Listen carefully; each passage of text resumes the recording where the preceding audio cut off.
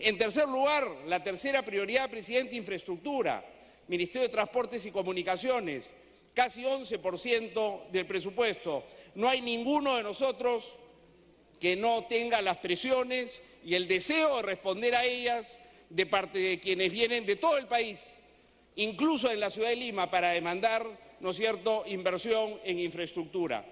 Esto va a permitir este esfuerzo por seguir apostando por el desarrollo de la infraestructura con un presupuesto significativo para el Ministerio de Transportes y Comunicaciones, nos va a permitir avanzar en satisfacer esas aspiraciones de todos los pueblos del Perú. Y por supuesto, presidente, seguridad, justicia y defensa, que representan el 13% de todo el presupuesto nacional. Hay en seguridad un incremento que no es tan significativo, se ha dicho, pero eso tiene que ser entendido en el marco también de la reforma y modernización del Ministerio y de la Policía que están en curso, donde estamos avanzando en gastar mejor lo que se tiene y donde además se está recurriendo al financiamiento internacional del Banco Interamericano de Desarrollo y la CAF para 2 proyectos en prevención y en tecnología de punta para mejorar la respuesta a los desafíos de la seguridad. Termino en relación con las prioridades sectoriales que expresa el presupuesto, presidente, señalando que en el caso de saneamiento el incremento de recursos es de 23% y en el caso de agricultura, ya lo han señalado mis colegas, estamos haciendo un aumento de casi 50%. De manera que, sin duda, es un presupuesto reactivador. Concluya, congresista. Gracias. Es un presupuesto coherente con la política gubernamental y es un presupuesto con rostro humano y comprometido con el énfasis social que el presidente de la República quiere darle a su gobierno. Pero es además un presupuesto orientado a la inversión. El 26% de todo el presupuesto va a ir a comprar equipos o a hacer inversión, ¿no es cierto?, en infraestructura de manera permanente, como opuesto a todo lo que es gasto corriente. Esta es una cifra muy importante y es lo que va a explicar que podamos llegar a invertir 17.5% de todo el presupuesto en inversión, el 17.5% del PBI en inversión pública. El gasto de capital también es significativo, hay un incremento en el gasto de capital de casi 21% y quiero puntualizar, si me permite, presidente, que también es un presupuesto descentralizado.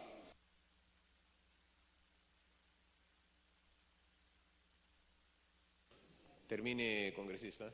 Gracias, presidente. Termino entonces. A diferencia de lo que se ha dicho, es un presupuesto descentralizado, presidente, porque el 79% de todo el gasto de capital se va a hacer en el interior del país y solo el 21% en Lima. Como ya ha señalado mi colega Salvador Heresi, Lima concentra con el Callao el 33% de toda la población y solo se está invirtiendo recursos públicos en Lima por el 21%, lo que significa que estamos haciendo un esfuerzo muy grande, ¿no es cierto?, por descentralizar la inversión en todo el país. Por todas estas razones, presidente, nosotros vemos con entusiasmo el próximo año, con esperanza. Creo que es un presupuesto que nos transmite esperanza y optimismo y ojalá que la representación nacional pueda dejar de lado el derrotismo, porque si queremos en efecto que la economía crezca, la actitud tiene que ser positiva y esta es una señal política muy buena, presidente, y por eso agradecemos y felicitamos al premier Zavala. Muchas gracias. Muchas gracias. Tiene la palabra el congresista Hernando Ceballos.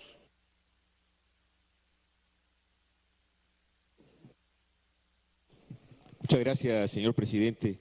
Saludando al señor ministro, creo que en primer lugar me voy a referir a lo que habían señalado algunos congresistas antes en relación a la sala del excongresista Gustavo Momellona. Creo que de ninguna manera se debería mover esa placa hasta tanto no se resuelva un lugar realmente digno donde pueda ir esa placa, señor presidente. Y me parece que más allá de que sea un trámite administrativo, el Congreso debería definir, en razón de la memoria de Gustavo Momellona y de su aporte a la democracia y a la lucha contra cualquier forma de dictadura, que esa placa no se mueva de allí. Cualquier decisión como la que se ha tomado de mover esa placa de Gustavo Momellona al margen realmente de reivindicar su memoria es una afrenta que nosotros consideramos de verdad inaceptable. Por otro lado, señor presidente, en el punto quería señalar que efectivamente aquí este análisis de la ley de presupuesto me hace preguntarme si de verdad estamos en el camino correcto en este país, ¿no? Si estamos apostando, como hace ya muchos años, a ser un país primario exportador de materias primas que ni siquiera las procesamos para exportarlas y algunos otros productos no tradicionales o de agroexportación, o si de verdad estamos pensando, cuando hablamos del presupuesto, en ajustar algunos motores de desarrollo nacionales que nos permitan de verdad una diversificación productiva y avanzar a un país no dependiente de los precios internacionales de los minerales. Un país que, por otra parte, me pide una interrupción el congresista Justiniano Apaza. Congresista Apaza, un minuto. Un minuto. El otro minuto. Gracias, señor presidente. Gracias, colega Ceballos. Como se señala, señor presidente, a través de usted al Premier, tenemos que decir que este modelo primario exportador hace que se mantengan privilegios tributarios para la inversión minera. Se ríe porque él sabe perfectamente que estamos hablando la verdad. Lo que da lugar, por ejemplo, y eso es verdad, donde usted vaya, señor Premier, como señala, por ejemplo, el mismo código, los proyectos de Las Bambas, Toromocho y Constancia empezarán a pagar impuestos a la renta recién a partir del 2020. Es verdad. Lo que es más grosero aún, y eso causa risa, es de que el 2016 las empresas mineras tributaron por los impuestos a la renta por IGB solamente 1.944 millones de soles y les devolvieron 5.889 millones de soles, señor. ¿Esto es justo? Gracias, congresista Pasa. La segunda interrupción, el congresista Lapa.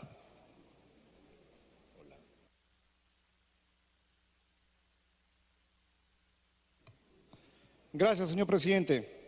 Solamente para precisar en este debate y señalarle al señor primer ministro, en esta huelga del magisterio, el Ministerio de Educación y asimismo el Ministerio de Desarrollo e Inclusión Social han señalado en programas radiales, televisivas, que en este presupuesto se iba a programar presupuesto para programa Jaliwarma que atiendan desayunos y almuerzos escolares para jornada escolar completa, quintil 1 y quintil 2 de pobreza. Sin embargo, en este presupuesto que nos presenta el ministro de Economía no se encuentra en ninguno de los lados. Eso quiere decir que estamos engañando al pueblo peruano, estamos engañando a los alumnos de educación secundaria, que ellos en esta huelga habían señalado que iban a tener este beneficio social.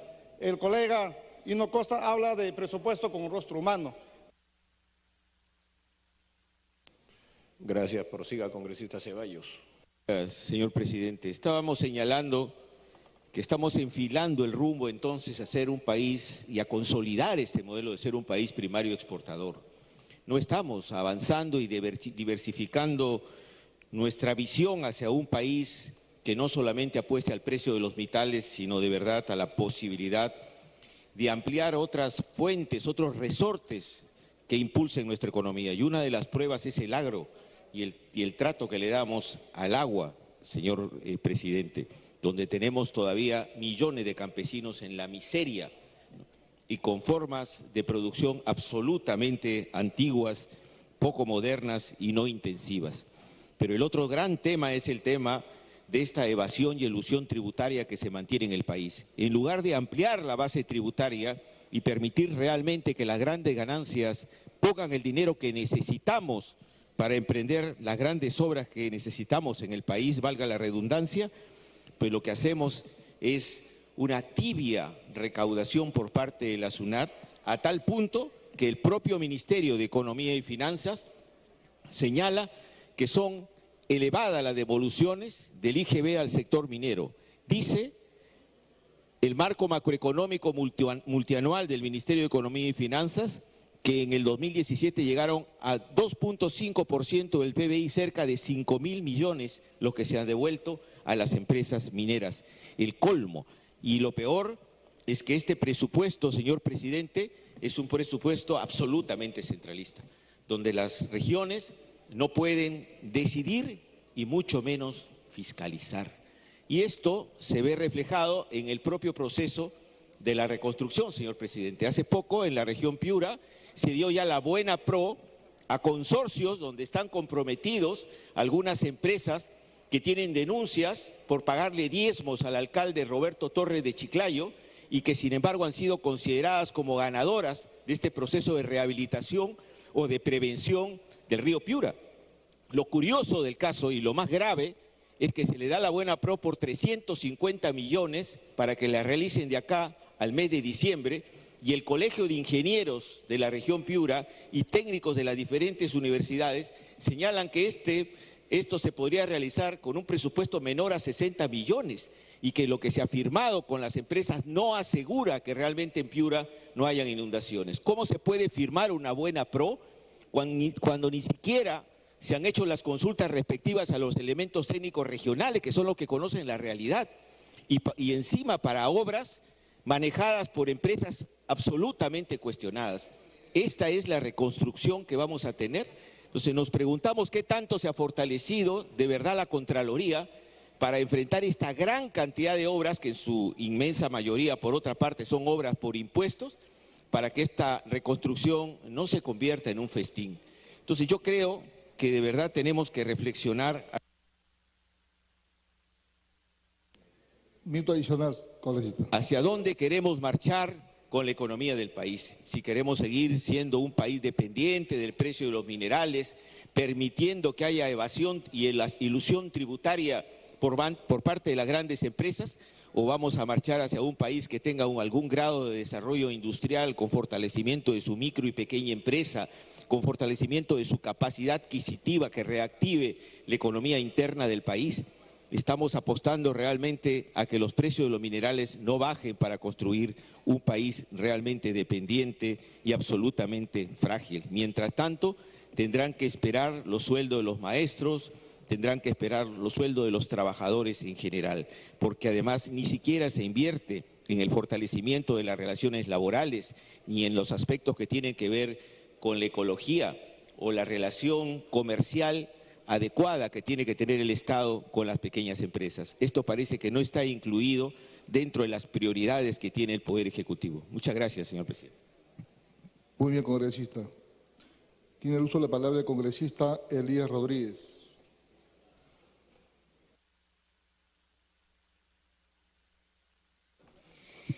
Señor presidente, por su intermedio, un saludo al señor Premier de la República, y que en este momento iniciamos el trámite constitucional de presentación y posterior reflexión, debate y aprobación de la ley más importante de la patria. Permítanme hacer algunas inquietudes, expresarlas. Señor Premier, por intermedio de la presidencia, el día de ayer la presidencia del Consejo de Ministros ha aprobado el plan final de la reconstrucción. En él, a diferencia de un primer alcance, ya no se trata de un presupuesto de 23.338 millones de soles, sino ha quedado consagrado 25.655 millones de soles. Este dinero tendrá que ser empleado para conceptos de rehabilitación y construcción, un promedio de 19.759 millones de soles, es decir, 77% de todos estos 25 millones. Otra parte irá al rubro proyectos de prevención, 5.446, y un tercer rubro a fortalecimiento de capacidades. La pregunta es la siguiente, por su intermedio, señor Premier, ¿qué porcentaje de estos 25 millones del plan aprobado por la Autoridad de la Reconstrucción con Cambio se ejecutarán bajo la modalidad de obras por impuestos. Porque si la gran mayoría de los proyectos que, por su envergadura, tendrán que ser cubiertos bajo la modalidad de obras por impuestos, sabemos nosotros que es un mecanismo que permite que la empresa privada pueda promover la ejecución de una obra a cambio de impuestos que ya no entregará los siguientes años con cargo a los gobiernos regionales y a los gobiernos locales. Considero yo, señor presidente, que en las zonas del norte del país, abatidas por los problemas de la naturaleza, los embates de la naturaleza que han traído destrucción, sean el gobierno nacional aquel que pueda sufragar y pueda ejecutar y financiar todos estos proyectos de inversión, sino los gobiernos futuros de los siguientes años, como es el caso los gobiernos regionales y locales del año 2019, iniciarán su gestión con menos recursos, puesto que estos fueron adelantados bajo estas modalidades. Quiero también señalarle y consultarle como parlamentario de la región La Libertad si se ha considerado las partidas presupuestales para el financiamiento de la escuela de suboficiales de la PNP ubicado en el distrito de Moche de la ciudad de Trujillo. Se construyó una de estas obras por impuestos para dotar de una institución que pueda forjar ahí a los estudiantes y próximos policías nacionales. Quiero consultar si se ha considerado las partidas presupuestales para la construcción del Hospital de la Sanidad de la ciudad de Trujillo. Me solicita, colega, una interrupción. La concedo, si usted lo permite, señor presidente. Congresista Lapa, puede interrumpir. Gracias, señor presidente. Solamente para concluir, un minuto es mucho. Yo quisiera señalar al primer ministro y al ministro de Economía, se va a ver atención, incremento a los trabajadores del Poder Judicial que están ahorita en el paro. Los trabajadores del Poder Judicial todos los años en estos meses hacen su huelga, su paro, pero nadie les escucha. Los trabajadores judiciales están siendo con pagos irrisorios. Hay trabajadores que ganan 1.500, 2.000 soles.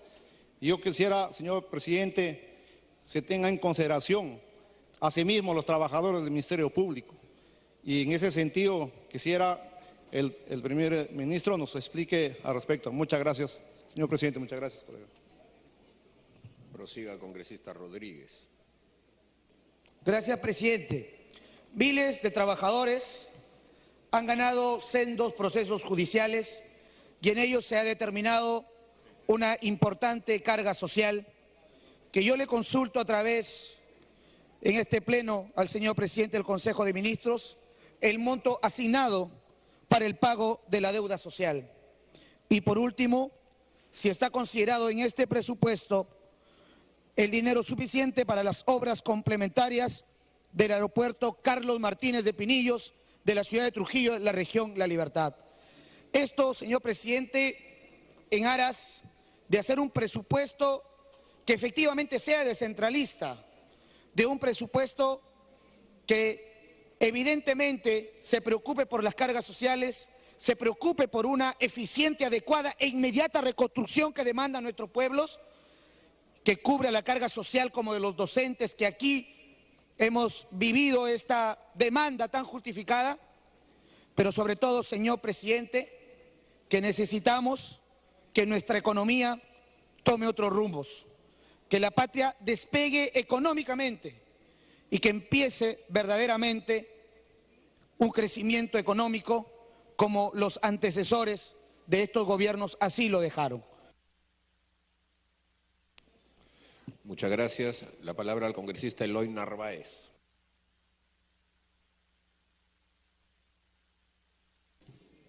Gracias, presidente. Saludando al premier. Yo quería centrar, presidente, un tema que considero que es importante. Preocuparse por la calidad del gasto. A veces reclamamos más recursos para nuestras regiones, pero también vemos y somos conscientes que en nuestras provincias, sobre todo a nivel de las municipalidades, no tenemos capacidad de gastar. Y si gastamos, a veces gastamos mal. Entonces creo que una cosa que sí debe hacer, sobre todo el Ministerio de Economía, es acompañar para que mediante talleres de capacitación se entrene, se capacite al personal que hay en las municipalidades, sobre todo de los centros poblados y de los distritos. Y eso lo hemos visto durante el Niño Costero. No tenían capacidad ni siquiera para llenar sus fichas. Y no porque no sean gente inteligente, es simplemente porque no han tenido la oportunidad de tener acceso a las redes sociales, por ejemplo. Y no tienen especialistas. No hay profesionales en las municipalidades distritales. Y creo que se debe hacer un esfuerzo para capacitar, así como en educación hay esto de la evaluación, pero ahí no hay que sacar a los profesores, presidente, por intermedio suyo al premier, no hay que sacar a los profesores, acá se amenaza a profesores que tienen 20 años, que si no pasa la evaluación a su casa, ese es un abuso. Yo creo que eso no hay que permitir. Entonces, si nosotros gastamos bien capacitando a nuestras municipalidades, al personal de las municipalidades, acompañándolos, podemos tener mejor calidad de gasto y podemos ser mucho más eficientes en la inversión. Hay muchas municipalidades pequeñas que tampoco tienen recursos suficientes de inversión. Hay municipalidades que reciben 150.000 soles. ¿Qué obra puede hacer un alcalde con 150.000 soles? Pero sí puede ser un brazo ejecutor importante del gobierno para que la pequeña inversión rápidamente fluya por ese canal y llegue a la gente más pobre, porque el que tiene menos dinero justo coincide con las zonas rurales donde está la gente más pobre. Y ahí queremos que llegue el dinero, la inversión del Estado. Entonces yo sugiero eso, señor Premier, a través del presidente. Por otra parte, tenemos también que pensar en que efectivamente se siente un mejoramiento en la economía. Y eso básicamente porque la cotización de los metales está mejorando. Ojalá que eso siga avanzando. Y eso significa que el próximo año podemos tener más recursos, pero tenemos que empezar a gastar rápidamente el dinero que tenemos. Y el gobierno central, que ahora ha propuesto una transferencia que tiene un incremento efectivamente respecto con lo que se propuso el año anterior, en el presupuesto del 2018 hay mayor transferencia, eso es cierto, pero hay que ir mejorando. Pero cuando venga la transferencia real para un presupuesto descentralizado, tenemos que estar preparados a nivel de nuestras municipalidades, sobre todo en los lugares más alejados del país. Una buena articulación con el gobierno regional y con las municipalidades. Continúe, por favor. Gracias, presidente. Y brevemente, para el caso de Ancash, Premier, usted empezó su exposición hablando de la carretera de Casma hacia Tingo María. Pero, ¿qué resulta? Que justo en esa carretera que es importante, en el Niño Costero se afectó casi 20 kilómetros de la carretera de Casma hacia Huaraz. Pero ese proyecto se ha empezado de Huánuco hacia Ancash. Yo le pido, por favor, que ordene ahí al señor ministro de Transportes que empiece por la parte más afectada de esa vía. Y en el tema de agricultura, ministro, todavía hay muchos ríos que están colmatados. Ya va a empezar la nueva etapa de lluvias y yo creo que hay que actuar rápidamente. El Ministerio de Agricultura debe empezar a través de sus organismos correspondientes a descolmatar en estos meses ya todos estos ríos que todavía no se han intervenido en muchos lugares. Gracias, presidente. Gracias, señor congresista. Tiene el uso de la palabra el señor congresista Armando Villanueva. No está, ya, perfecto. Congresista Petrosi.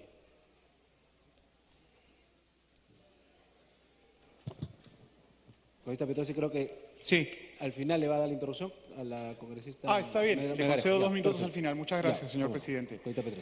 Por su intermedio me dirijo al presidente del Consejo de Ministros y ministro de Economía y Finanzas para manifestarles con cierta preocupación que he podido advertir que en el proyecto de ley de presupuesto del sector público para el año fiscal 2018 enviado por el Ejecutivo se consigna una disposición complementaria. Me refiero puntualmente a la 50ª, donde se autoriza al Ministerio de Cultura la facultad de otorgar estímulos económicos para las industrias culturales y las artes, disponiéndose para ello de una partida presupuestal de 7.000 unidades impositivas tributarias.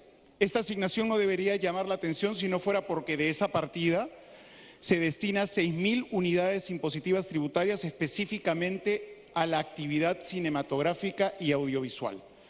Señor presidente, si bien el desarrollo de la industria del cine en el Perú constituye una de las prioridades que el sector cultura debería asumir, por tratarse de una actividad generadora de una importante fuente de ingresos y de empleo para la economía nacional, también debería darse la misma preferencia a otras actividades culturales como la promoción de las artes y las acciones de preservación y puesta en valor de nuestros monumentos históricos, sitios arqueológicos y otras manifestaciones que integran el patrimonio cultural de la nación, para las cuales no existen subsidios públicos. Frente a esta situación, cabe preguntarse si realmente las producciones cinematográficas pueden resultar ser el mejor destino de los modestos ingresos fiscales que se pretende otorgar en este sector. No hay discusión respecto a que se debe apoyar al cine, lo cual se conseguirá con normas que fortalezcan la industria cinematográfica y el audiovisual nacional, permitiendo que sea exportable y convertirse en una vitrina para mostrar al mundo entero la riqueza cultural y natural que tiene el Perú. Lo importante será determinar si con el incremento presupuestal para esta actividad se alcanzará una verdadera industria cinematográfica o solo queremos un proteccionismo estatal que no le hace bien al sector. Incrementar el presupuesto solo para el cine y el audiovisual, como se pretende hacer, no es sostenible en el tiempo, pues las necesidades y prioridades pueden y van a cambiar. Considero, señor Premier, a través de la Presidencia, que la principal preocupación del Estado debe consistir no solo en apoyar al cine peruano, sino también de cómo hacer atractiva esta actividad para los productores extranjeros, a fin de que realicen coproducciones o producciones en nuestro país, generando más puestos de trabajo y atrayendo turismo al Perú.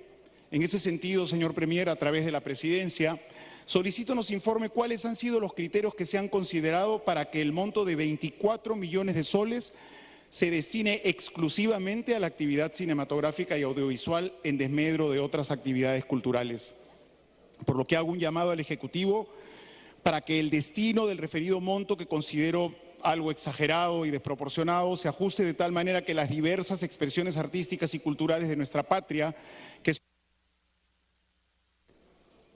Le voy a dar un minuto adicional. ¿Gusta darle la interrupción ahorita en este momento para que después termine usted? Termino de inmediato.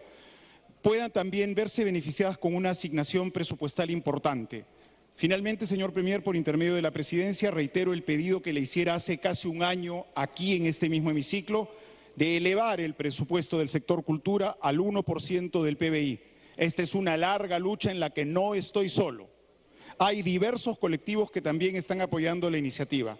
Y qué mejor que esta oportunidad para que se tomen cartas en el asunto y de una vez por todas entendamos que una mayor inversión en el sector cultura redundará en mayor progreso, mayor seguridad y mayor bienestar para todos los peruanos. Señora Presidenta de la Comisión de Cultura, le otorgo la interrupción. Muchas gracias. Congresista, puede tener uso de la interrupción, congresista. Gracias, presidente. Por intermedio suyo, saludar la presencia del Premier.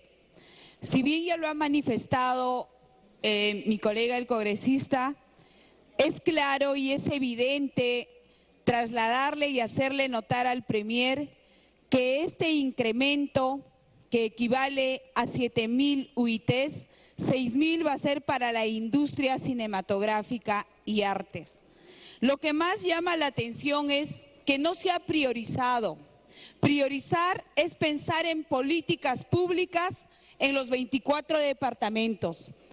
Esas políticas públicas deben estar enfocadas en la investigación y en la salvaguarda de todos los patrimonios culturales, porque si no somos solidarios con nuestra identidad y con nuestro pasado, no estamos hablando de políticas públicas. Por eso yo quiero llamar la atención por intermedio suyo, presidente, al Premier, que se reconsidere el incremento del presupuesto, pero dándole una mirada a los 24 departamentos para la puesta en valor de nuestros patrimonios culturales y sobre todo pensar en un eje de desarrollo como es el turismo cultural. Seamos un país solidario, un país con políticas públicas equitativas y justas. Eso es lo que me llama y me convoca como presidenta de la Comisión de Cultura hacer un alto y por intermedio suyo llamar la atención al Ejecutivo. Prioridad en lo nuestro, en nuestro pasado, como agenda pública prioritaria. Gracias, presidente.